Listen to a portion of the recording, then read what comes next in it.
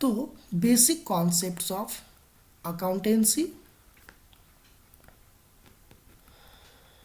Basic concepts of accountancy आज हम लोग पढ़ने वाले हैं, बेसिक कॉन्सेप्ट ऑफ अकाउंट्स। और इसके साथ ही हम लोग पढ़ेंगे क्लासिफिकेशन ऑफ अकाउंट्स। ठीक है, ये बहुत ही ज़्यादा इम्पॉर्टेंट है इसको समझना। और ये समझ लेने के बाद अगर इसको आप अच्छे से समझ लेते हो तो इट मीन्स कि आपके अकाउंट्स जो है बहुत ही अच्छी हो जाएगी और अकाउंट्स में आपको कभी भी दिक्कत नहीं होगी। अगर यहाँ पे आपको डाउट्स रह गया, इट मीन्स कि ये प्रॉब्लम, ये डाउट्स आपको हमेशा ही आगे परेशान करेंगी और आपको अकाउंट समझने में बहुत दिक्कत होगी। तो इसीलिए बहुत ही ध्यान से इसको समझना। देखो, जब हम लोग बुक ओपन करते हैं अकाउंटेंसी के अंदर में देखा जाता है बहुत सारे डेफिनेशंस अलग अलग राइटर, अलग अलग इंस्टीट्यूशन के द्वारा दिए जाते हैं। लेकिन अगर हमें एक सेंटेंस में डिफाइन करना हो कि व्हाट इज अकाउंट्स, तो हम लोग कैसे डिफाइन करेंगे उसे? सो हम लोग इन वन सेंटेंस इस तरीके से डिफाइन कर सकते हैं, accounts is a specific book. क्या है अकाउंट्स हमारा? Accounts is a specific book in which all transactions or events related to business are recorded. Okay, क्या बात करने जा रहे हैं हम लोग? अकाउंट्स क्या है? So accounts is a specific book. Accounts क्या है? एक स्पेशल बुक है इन विच ऑल ट्रांजेक्शन्स और event related to business are recorded.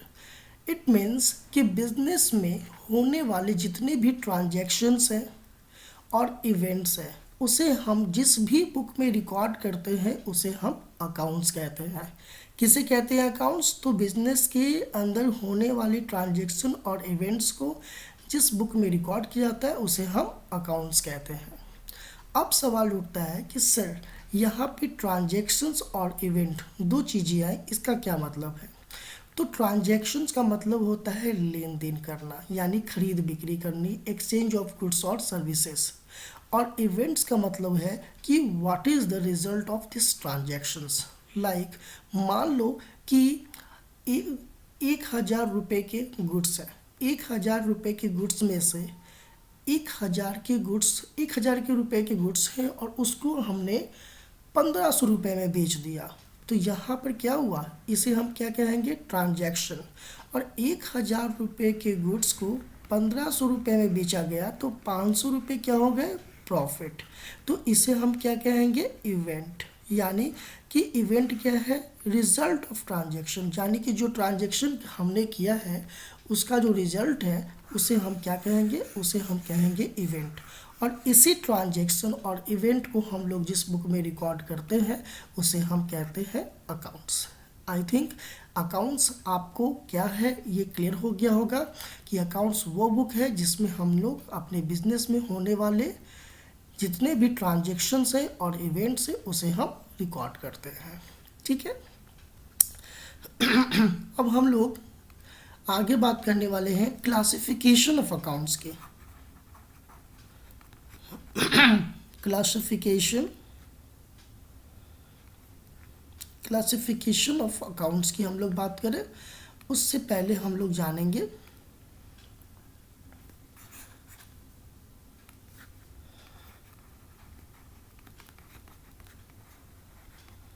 क्या है क्लासिफिकेशन ऑफ अकाउंट्स के अंदर में। तो क्लासिफिकेशन ऑफ अकाउंट्स या फिर हम इसे कह सकते हैं टाइप्स ऑफ अकाउंट्स। इसे हम क्या कह सकते हैं? Types of accounts. तो जो क्लासिफिकेशन है अकाउंट्स का वो कुछ इस तरीके से हुआ है कि क्लासिफिकेशन को, अकाउंट्स को क्लासिफाई करने के लिए दो अप्रोचेस है। There are two approaches to classify accounts। Accounts या अकाउंट्स के नेचर को क्लासीफाई करने के लिए दो अप्रोचेस दिए गए हैं। कितने अप्रोचेस दिए गए हैं? दो अप्रोचेस दिए गए हैं। कौन कौन सा? ट्रेडिशनल और इंग्लिश अप्रोच। फर्स्ट क्या है हमारा? ट्रेडिशनल और इंग्लिश अप्रोच, ये पहला हो गया। और सेकंड है हमारा मॉडर्न और अमेरिकन अप्रोच, ये हमारा दूसरा अप्रोच हो गया। सो पहले अप्रोच के अकॉर्डिंग अकाउंट्स की क्लासिफिकेशन क्या है, इसे हम लोग आज पढ़ेंगे फर्स्ट चैप्टर में। इसे आज की क्लास में पढ़ेंगे। और मॉडर्न और अमेरिकन अप्रोच के अकॉर्डिंग क्लासिफिकेशन जो है अकाउंट्स का, वो किस प्रकार से हुआ है, उसे हम लोग पढ़ने वाले हैं नेक्स्ट क्लास में। तो चलिए हम लोग स्टार्ट करते हैं आज वाले टॉपिक को, यानी कि ट्रेडिशनल और अमेरिकन इंग्लिश अप्रोच के अकॉर्डिंग अकाउंट्स की क्लासिफिकेशन किस प्रकार से हुई है। हम लोग अभी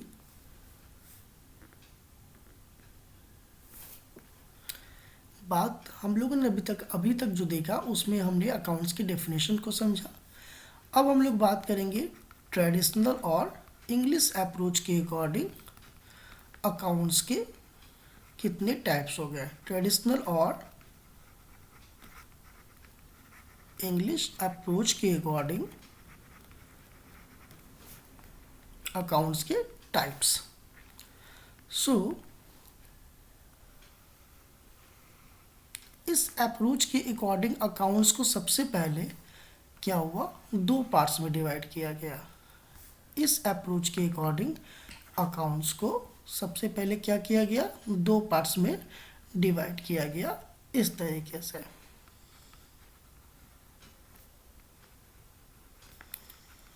There are two approaches to classify। अच्छा, इसके बारे में हम लोग पहले डिस्कस कर चुके हैं। सो हम लोग लिखेंगे according to this approach there are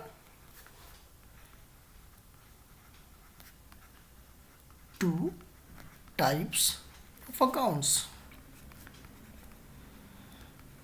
इस अप्रोच के अकॉर्डिंग अकाउंट्स को हमने कितने पार्ट्स में डिवाइड किया, दो टाइप्स में। फर्स्ट पर्सनल अकाउंट, और दूसरा जो अकाउंट है वो है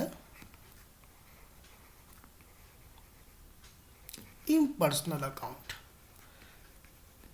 ओके, हम लोगों ने सबसे पहले क्या किया, हम लोगों ने अकाउंट्स के दो अप्रोचेस हो गए, ठीक है, ट्रेडिशनल और इंग्लिश अप्रोच, और सेकंड था हमारा मॉडर्न और अमेरिकन अप्रोच। सबसे पहले हम लोग ट्रेडिशनल और इंग्लिश अप्रोच की बात करें। सो इस अप्रोच के अकॉर्डिंग अकाउंट्स को दो पार्ट्स में डिवाइड किया गया। पहला है पर्सनल अकाउंट और दूसरा है इम्पर्सनल अकाउंट। फिर हम लोगों ने पर्सनल अकाउंट तो वैसे ही छोड़ दिया, बट ये जो इम्पर्सनल अकाउंट है इसको और टू पार्ट्स में डिवाइड किया गया, और दो भाग में डिवाइड कर दिया गया। कौन कौन सा? तो एक बन गया हमारा रियल अकाउंट, और दूसरा जो है वो हमारा हो गया नॉमिनल अकाउंट। ठीक है, हम लोग फिर से देखते हैं। अकाउंट्स को सबसे पहले ट्रेडिशनल और इंग्लिश अप्रोच के अकॉर्डिंग दो पार्ट्स में डिवाइड किया गया, पर्सनल अकाउंट और इम्पर्सनल अकाउंट। पर्सनल अकाउंट को वैसे ही छोड़ा दिया, लेकिन इम्पर्सनल अकाउंट को और इजी बनाने के लिए दो पार्ट्स में डिवाइड कर दिया गया, एक रियल अकाउंट और दूसरा हमारा नॉमिनल अकाउंट। और इस प्रकार से हम कह सकते हैं, so now we can say that there are three types of accounts। अब हम सीधे सीधे इस प्रकार से कह सकते हैं कि जो हमारा अकाउंट्स है वो कितने टाइप्स के हो गए, 3। फर्स्ट, पर्सनल अकाउंट, और ये जो इम्पर्सनल अकाउंट है वो 2 पार्ट्स में डिवाइड हो चुका है, डेट्स वाई अब हम इसे क्या कहेंगे, सेकेंड, रियल अकाउंट, और थर्ड, नॉमिनल अकाउंट। क्यों? क्योंकि ये जो हमारा इम्पर्सनल अकाउंट है वो 2 भागों में जाके बढ़ चुका है, तो अब अकाउंट की संख्या 2 नहीं बल्कि 3 हो गई। अगर आपसे कोई पूछे कि how many types of accounts, तो आपको इतना कहने की ज़रूरत नहीं है कि अकाउंट्स को सबसे पहले 2 पार्ट्स में डिवाइड किया गया था, पर्सनल और इम्पर्सनल। फिर इम्पर्सनल अकाउंट के 2 पार्ट्स में डिवाइड कर दिए गए, रियल और नॉमिनल अकाउंट। इतना कहने की ज़रूरत नहीं है। आप सीधे एक बार में आप सीधे सीधे ये कह सकते हो कि अकाउंट्स के 3 टाइप्स होते हैं, personal, real and nominal. I hope यहाँ तक आप लोग का क्लियर हो चुका होगा। सो हम लोग आगे बढ़ते हैं। अब हम लोग जानेंगे कि पर्सनल अकाउंट क्या है, उसके कितने टाइप्स होते हैं, रियल अकाउंट क्या है, नॉमिनल अकाउंट क्या है। हम लोग अब 1 बाय 1 करके पढ़ेंगे। तो सबसे पहले हम लोग अभी बात करने वाले हैं पर्सनल अकाउंट की। क्या है personal account?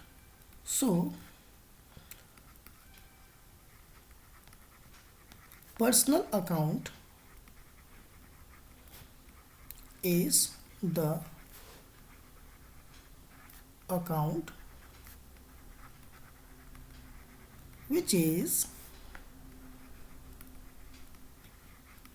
direct related to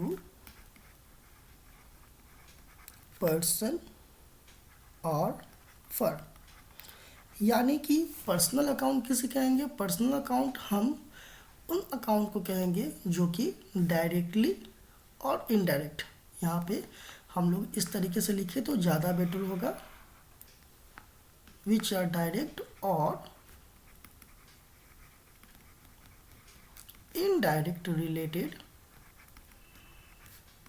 to person और फर्म, जो कि डायरेक्टली और इनडायरेक्टली किससे रिलेटेड हो? पर्सन और फर्म से।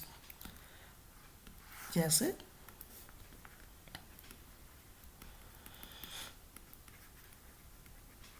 राम अकाउंट। ये राम क्या है? तो राम एक पर्सन का नाम है।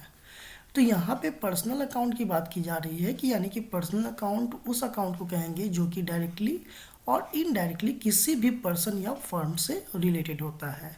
इसे हम ऐसे भी समझ सकते हैं कि वे सारे अकाउंट जो कि जिसमें किसी भी पर्सन या किसी भी फर्म यानी कि बिजनेस का नाम आए, उसे हम लोग पर्सनल अकाउंट कहेंगे। तो यहाँ पे हम देख रहे हैं कि राम अकाउंट, राम क्या है? एक पर्सन का नाम है, तो ये क्या हो गया? Personal account. उसी तरीके से श्याम अकाउंट, श्याम भी एक पर्सन का नाम है, इसीलिए ये भी क्या हो गया? Personal account. Ram and company account, Ram and company जो है वो किसी पर्सन का नाम नहीं है, लेकिन हाँ ये एक बिजनेस का नाम है। और जैसा कि हम लोगों ने पर्सनल अकाउंट के अंदर में देखा कि किसी भी फर्म या पर्सन को हम लोग के नाम वाले अकाउंट को हम लोग पर्सनल अकाउंट कहते हैं, तो इस प्रकार से ये भी हमारा पर्सनल अकाउंट हो गया। श्याम प्राइवेट लिमिटेड, ये भी किसी बिजनेस का ही नाम है, ये भी हमारा पर्सनल अकाउंट हो गया। बैंक, ये भी हमारा बिजनेस ही है, तो ये भी पर्सनल अकाउंट हो गया। मतलब कि पर्सनल अकाउंट किसी भी पर्सन या फर्म यानी बिजनेस के नाम वाले अकाउंट को कहेंगे। आई होप ये क्लियर हो गया होगा आप लोग का। अब हम लोग बात करेंगे types of personal account. So there are 3 types of personal account. Okay, क्या बोला जा रहा है कि पर्सनल अकाउंट्स के कितने टाइप्स हो गए? सो पर्सनल अकाउंट के 3 टाइप्स हो गए। कौन कौन सा? First, natural personal account. Second is artificial personal account, और जो तीसरा है हमारा वो है representative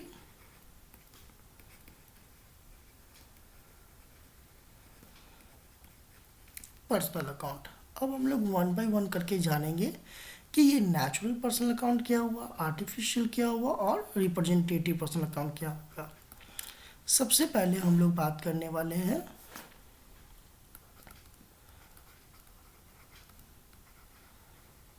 natural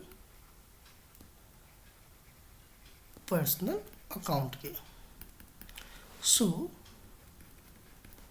it is the account which are direct related to person only। Okay, यानी पर्सनल अकाउंट क्या हो गया, so it is the account which are related to person only. या फिर हम लोग इसको इस तरीके से भी लिखेंगे तो ये और ज़्यादा बेटर तरीके से हम लोग को क्लियर हो पाएगा। किस तरीके से, सो it is those personal account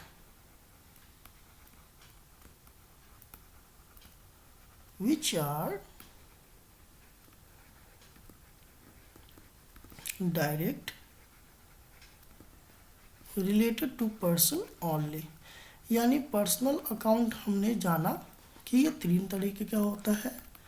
तो ये क्या इसमें क्या बोला जा रहा है कि ये उस पर्सनल अकाउंट को कहेंगे जिसमें क्या हो, which are direct related to person only, जिसको सिर्फ पर्सन से रिलेटेड होता है। इट मीन्स कि वे सारे अकाउंट जिसमें सिर्फ पर्सन का नाम आए वो क्या कहलाएंगे, वो कहलाएंगे हमारे पर्सनल अकाउंट। लाइक यहाँ पे राम, राम क्या है, राम एक पर्सन है, तो ये पर्सनल अकाउंट तो हुआ ही, लेकिन कौन सा पर्सनल अकाउंट हो गया, तो नेचुरल पर्सनल अकाउंट। सेकेंड है श्याम अकाउंट। सो श्याम भी क्या हुआ, ये भी पर्सनल अकाउंट हुआ, लेकिन कौन सा पर्सनल अकाउंट हुआ, तो ये नेचुरल पर्सनल अकाउंट हुआ। इट मीन्स कि जितने भी पर्सन और फर्म बिजनेस के नाम के अकाउंट को हम लोग पर्सनल अकाउंट कहते हैं, लेकिन जिसमें सिर्फ और सिर्फ पर्सन का नाम आए वो क्या कहलाएगा, natural personal account. It means कि राम एंड कंपनी और Shyam private limited bank account ये पर्सनल अकाउंट है कि नहीं है, नहीं, ये भी पर्सनल अकाउंट ही है, लेकिन ये पर्सनल अकाउंट तो है लेकिन नेचुरल पर्सनल अकाउंट नहीं है। क्यों, क्योंकि नेचुरल पर्सनल अकाउंट हम उसे कहेंगे जिसमें सिर्फ पर्सन का नाम आता हो। अब हम लोग जानेंगे कि आर्टिफिशियल पर्सनल अकाउंट किसे कहते हैं हम लोग। Number 2,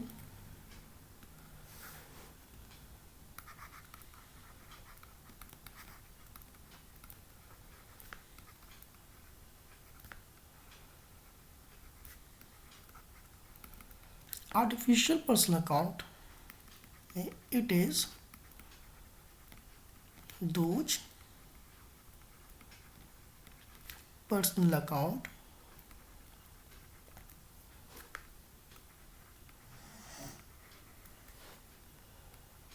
which are direct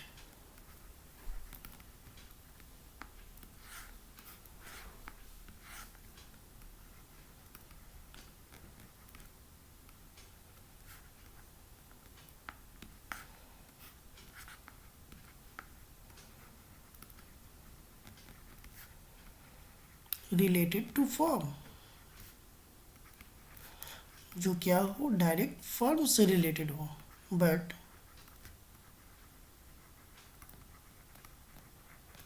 indirectly related to person also. यानी कि ये आर्टिफिशियल पर्सनल अकाउंट हम उन अकाउंट को कहेंगे जो कि क्या हो, डायरेक्टली फर्म से रिलेटेड हो, यानी बिजनेस से रिलेटेड हो। लेकिन इनडायरेक्टली देखा जाए तो वो पर्सन से भी रिलेटेड होता है। या फिर इसको हम लोग दूसरे तरीके से समझ सकते हैं कि वे सारे अकाउंट जिसमें बिजनेस का नाम आए उसे हम आर्टिफिशियल पर्सनल अकाउंट कहते हैं। जैसे अभी हमने ऊपर में देखा था Ram and company account, Shyam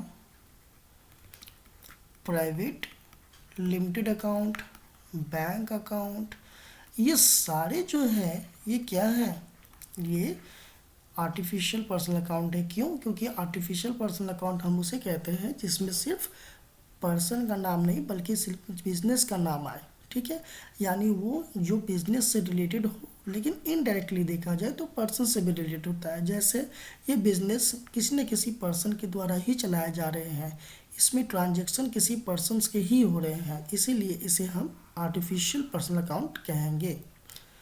clear है? तो हम लोग आगे बढ़ते हैं। तीसरा, ये हमारा सेकंड हो गया। थर्ड है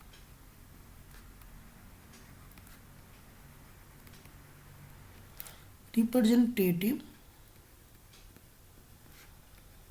personal account.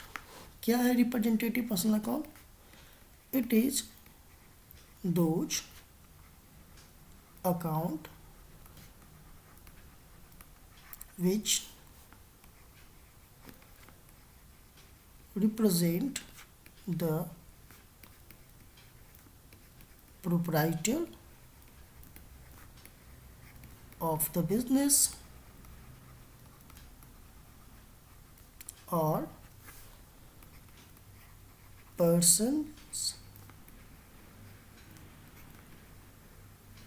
related to business. यानी रिप्रेजेंटेटिव पर्सनल अकाउंट की बात करें, सो रिप्रेजेंटेटिव पर्सनल अकाउंट क्या है? तो रिप्रेजेंटेटिव पर्सनल अकाउंट उस अकाउंट को कहते हैं जो कि बिजनेस के प्रोप्राइटर को रिप्रेजेंट करता है या फिर कोई ऐसे व्यक्ति को रिप्रेजेंट करता है जो कि बिजनेस से रिलेटेड है। For example capital account, drawings account. अब ये कैपिटल अकाउंट और ड्राइंग्स अकाउंट हमने एग्जाम्पल में क्यों लिखा? तो हम लोग जब भी अकाउंट्स मेंटेन करते हैं तो सारे कस्टमर्स के, सारे बिजनेस के जिसके साथ भी हम लोग ट्रांजैक्शन करते हैं उन सबका नाम लिखते हैं, but the name of proprietor is never recorded in the books of accounts. हम लोग प्रोप्राइटर का नाम बुक्स ऑफ अकाउंट्स में नहीं लिखते हैं। कैसे पता चलेगा कि हमारे बिजनेस के साथ प्रोप्राइटर का क्या ट्रांजैक्शन हुआ है, बिजनेस के प्रोप्राइटर ने बिजनेस में कितना लगाया है, कितना विड्रॉ किया है, कैसे पता चलेगा? जब उसका हम नाम ही नहीं लिखेंगे तो जब भी बिजनेस का प्रोप्राइटर बिजनेस से कुछ भी विड्रॉ करता है अपने पर्सनल यूज के लिए, then we use drawings account in the place of name of the proprietor. हम लोग उसके नाम की जगह पे ड्राइंग्स अकाउंट यूज करेंगे।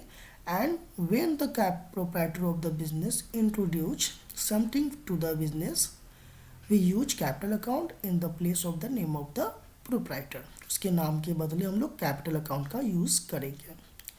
अब क्या होगा कि हम जैसे ही देखेंगे कि कैपिटल अकाउंट लिखा हुआ है या फिर ड्राइंग्स अकाउंट लिखा हुआ है तो हम लोग समझ जाएंगे कि यहाँ पर बिजनेस के प्रोप्राइटर ने कुछ इंट्रोड्यूस किया है या फिर विड्रॉ किया है। इसका क्या मतलब हो गया कि जब भी कोई बिजनेस का प्रोप्राइटर बिजनेस में कुछ भी लगाता है, निकालता है, तो उसके नाम के बदले हम लोग कैपिटल और ड्राइंग्स अकाउंट यूज करते हैं। और ये दोनों ही अकाउंट किसको रिप्रेजेंट कर रहे हैं? ये दोनों ही अकाउंट बिजनेस के प्रोप्राइटर को रिप्रेजेंट कर रहे हैं। और जैसा कि हम लोग जानते हैं कि जो प्रोप्राइटर को रिप्रेजेंट करता हो, जो अकाउंट बिजनेस के ओनर को रिप्रेजेंट करता है, उसे हम रिप्रेजेंटेटिव पर्सनल अकाउंट कहते हैं। यहाँ पे मैंने बोला और पर्सन रिलेटेड टू बिजनेस और पर्सन रिलेटेड टू बिजनेस और बिजनेस से जो भी रिलेटेड व्यक्ति होते हैं उनको रिप्रेजेंट करें तो वो भी रिप्रेजेंटेटिव पर्सनल अकाउंट कहा जाता है। अब है कि इसको समझने के लिए एक हमें नोट्स इम्पॉर्टेंट नोट है उसे समझना होगा, लेकिन इस इम्पॉर्टेंट नोट को हम लोग अभी नहीं समझेंगे, ये बहुत ही इम्पॉर्टेंट है, तो इसे हमें समझने के लिए थोड़ा इंतज़ार करना पड़ेगा, क्योंकि उसके लिए हमें आगे का कॉन्सेप्ट समझना ज़रूरी है। चलिए, ये हमारा पर्सनल अकाउंट कंप्लीट हो जाता है। अब हम लोग बात करेंगे रियल अकाउंट की।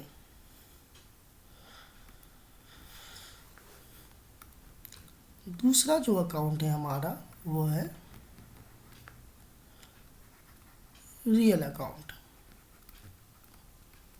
क्या है real account? So real account is the account of assets. Real account किसे कहते हैं? Real account is the account of assets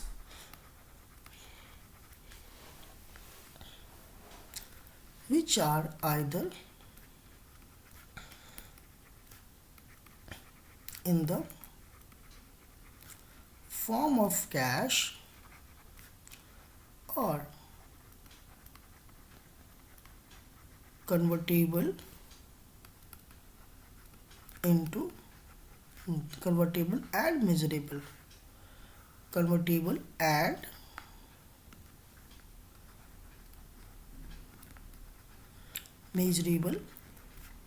into the cash. Okay, real account क्या है? Real account is the account of assets which are either in the form of cash or convertible or measurable into the cash. Real account हम उन assets को कहेंगे, assets के account को कहेंगे जो कि या तो कैश के फॉर्म में होते हैं, जो हमारे पास कैश के रूप में होते हैं, जो हमारे पास जितने भी कैश है, पैसे हैं, वो हमारे सब रियल अकाउंट हैं।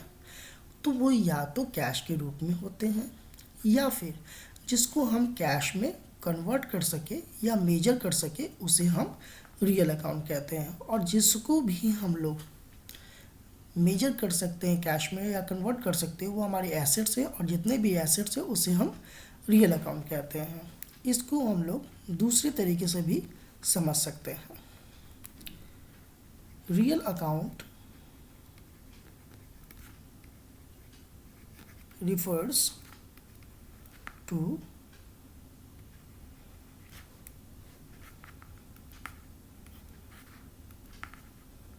real account refers to all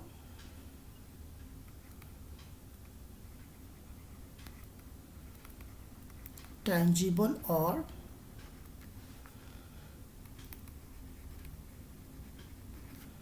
intangible things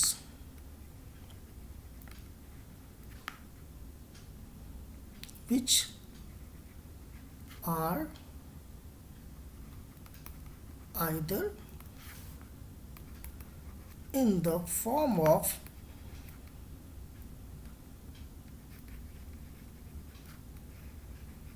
cash or which has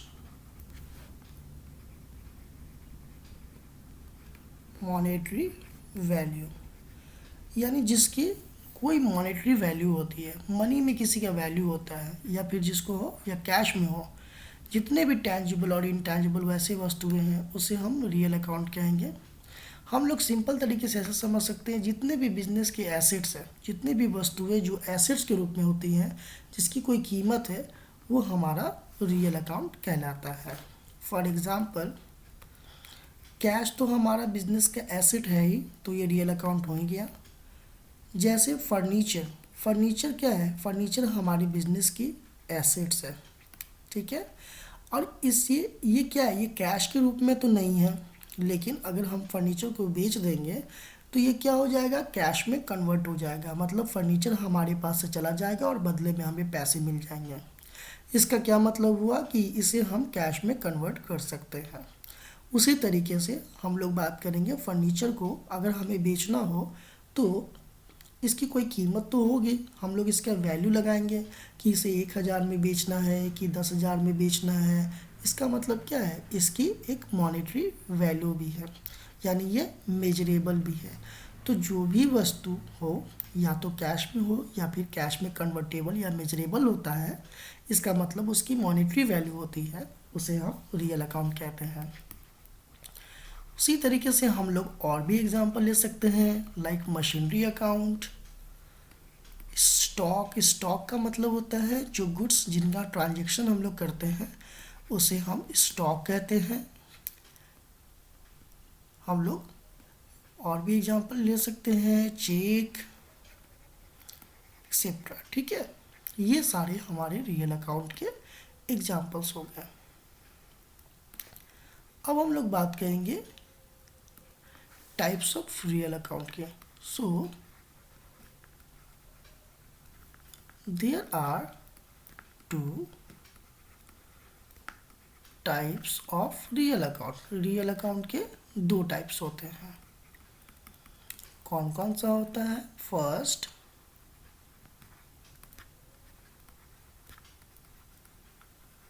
tangible real account, और दूसरा जो हमारा अकाउंट है वो है intangible real account.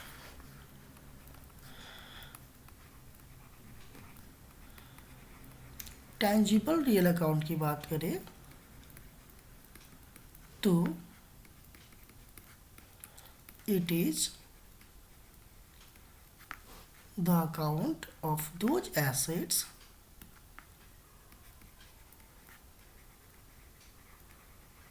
account of those assets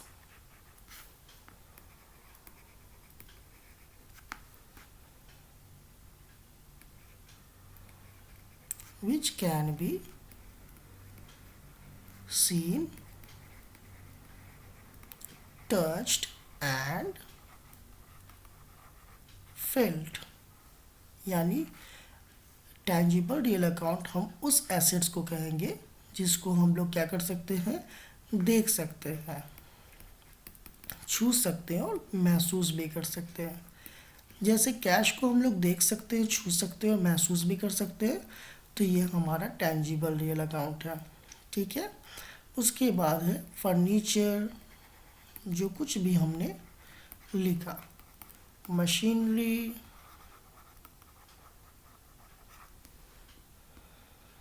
buildings.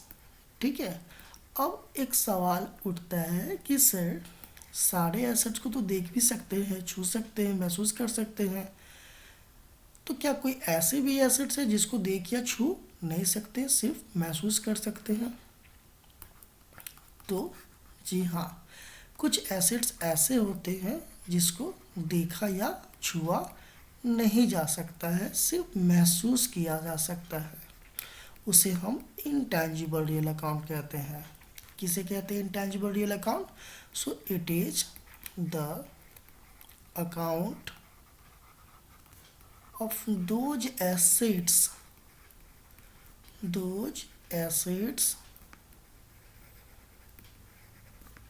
which can not be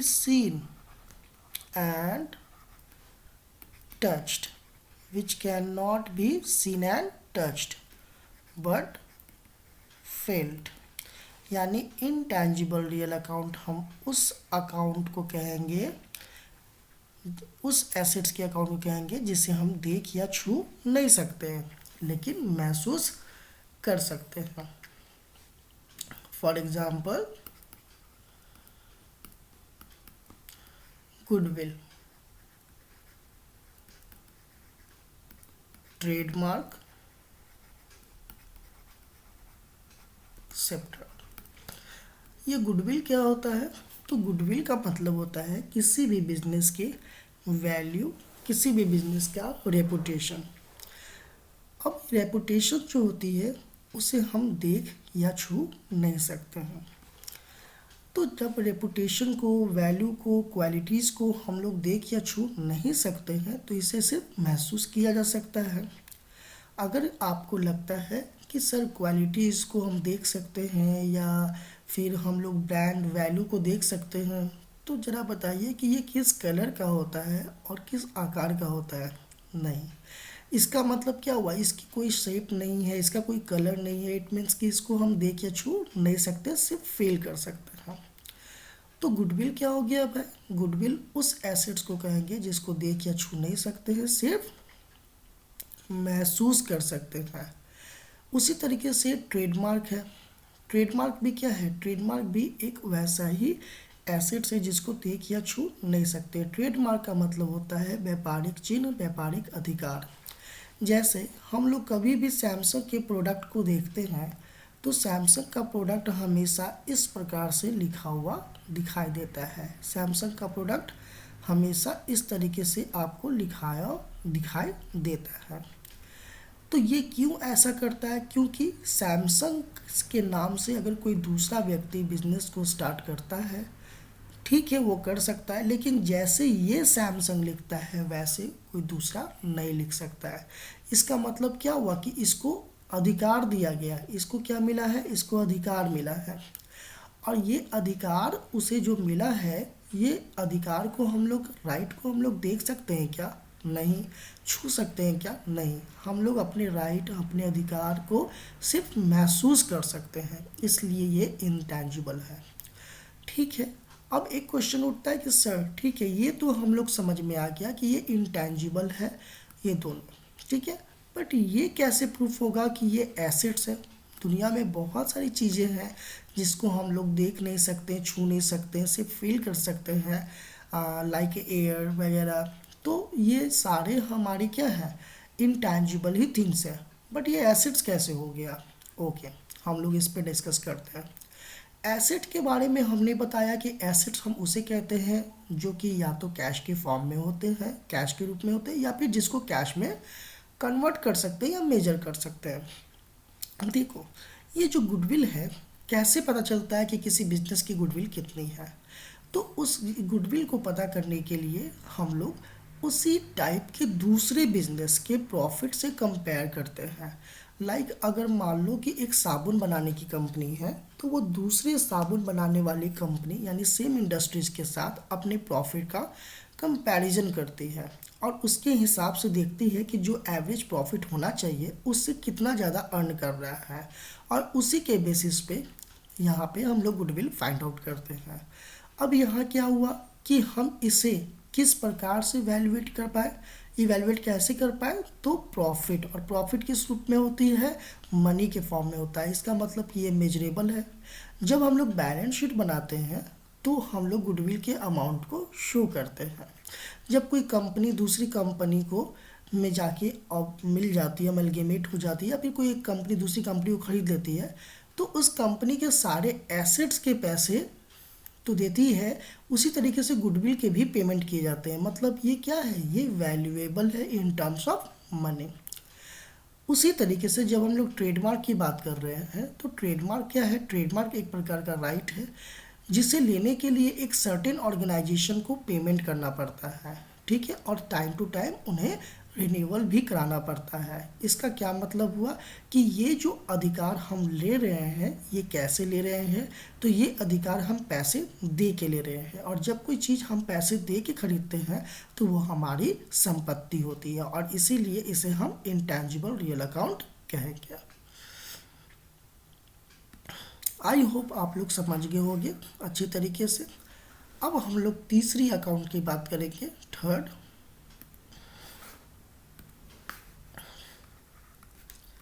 third जो अकाउंट है वो है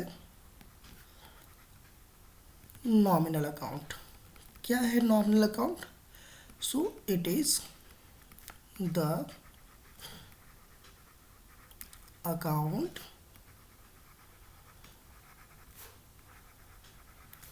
which are direct or indirect related,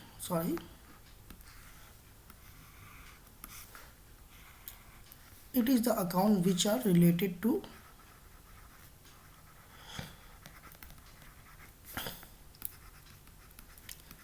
all expenses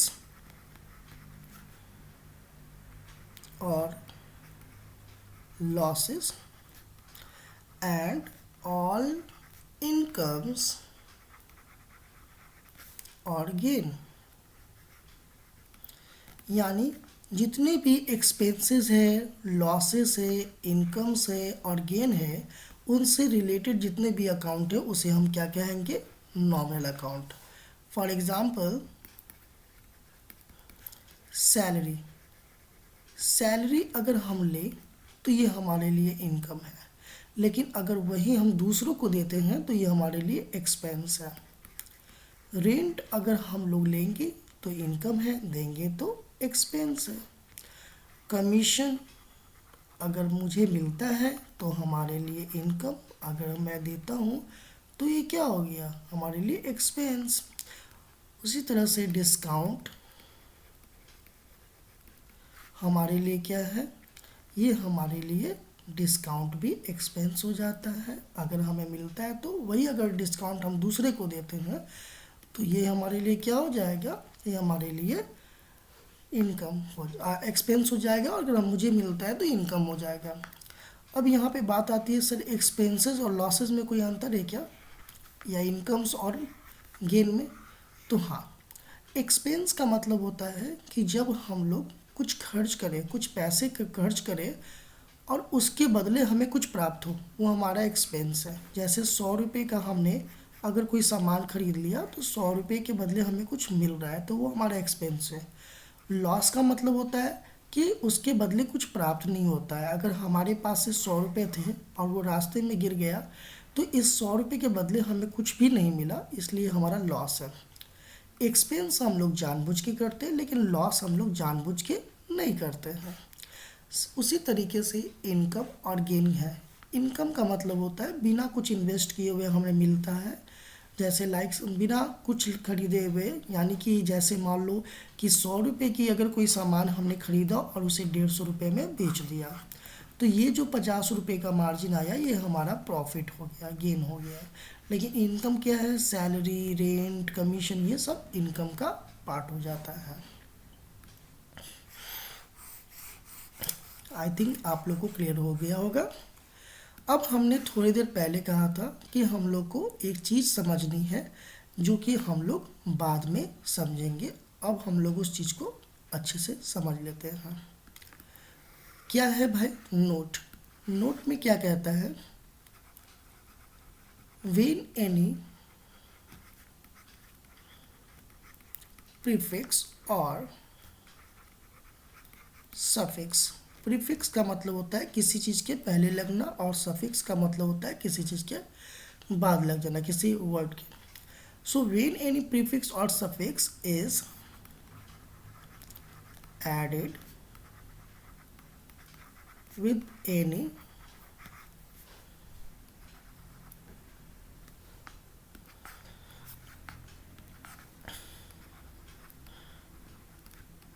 nominal account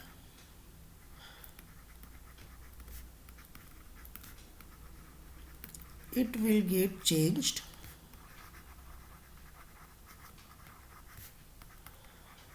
into the representative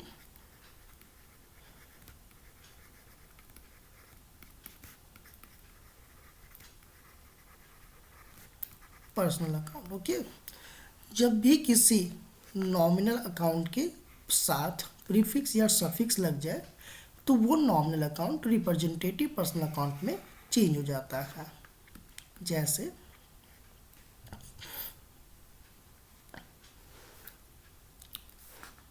हम लोग बात करेंगे कि किस प्रकार से ये चेंज हो सकता है। Prefix nominal account, suffix is equal to representative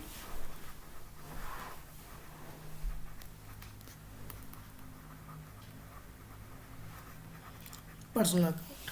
ठीक है, सो हम लोग यहाँ पे कोई भी नॉमिनल अकाउंट को ले लेते हैं। अभी हमने नॉमिनल अकाउंट को समझा जो एक्सपेंसेस और लॉसेस से रिलेटेड होती है, तो हम लोग एक ले लेते हैं यहाँ पे, लाइक सैलरी।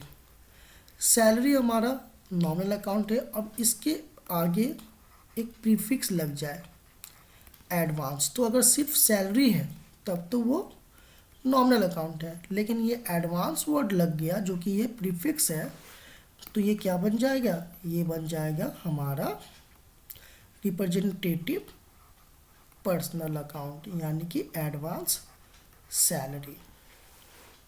उसी तरीके से वेजेस का मतलब होती है मजदूरी, और इसके साथ अगर लग जाए आउटस्टैंडिंग यानी कि बकाया, तो पहले तो ये वेजेस नॉमिनल अकाउंट है, ठीक है, लेकिन जैसे ही आउटस्टैंडिंग लग गया और एक साथ जब हम लोग बोलेंगे इसे वेजेस आउटस्टैंडिंग, तो इसका मतलब क्या हुआ कि ये रिप्रेजेंटेटिव पर्सनल अकाउंट हो गया।